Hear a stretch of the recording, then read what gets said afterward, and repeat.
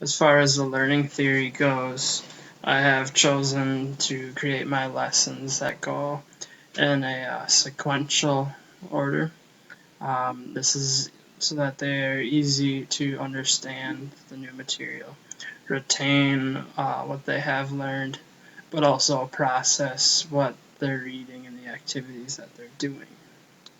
As far as the research-based practices, um, it's like using the graphic organizer is a good way to quick check the student's understanding. And lesson 3, when I do the co-teaching classroom, when the partners pair up to think about the discussion questions, they'll use numbered heads.